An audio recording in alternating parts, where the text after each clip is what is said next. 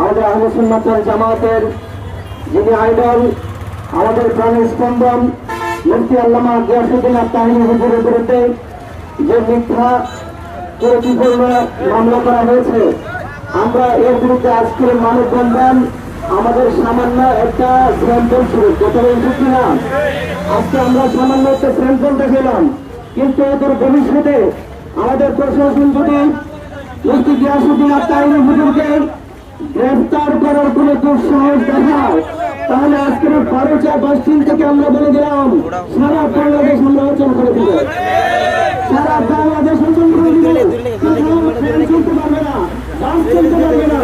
আমরা আহলে সুন্নাত ওয়াল জামাত শান্তিপূর্ণ মানুষ। গিয়াসউদ্দিন আত-তাহিনী হুজুর বারবার এই কথা বলেছেন যে আহলে সুন্নাত ওয়াল জামাত হলো শান্তিপ্রিয় দল। তাহলে যেহেতু আমরা শান্তিপ্রিয় দল, আমাদেরকে শান্তিতেই থাকতে দেন। যদি আমাদেরকে অশান্ত করার চেষ্টা করেন, তাহলে সারা বাংলাদেশ কিন্তু অশান্ত করে দেবে। এই কথা বলে আমি শেষ করলাম। সকলকে ধন্যবাদ, ভালো থাকবেন। আসসালামু আলাইকুম।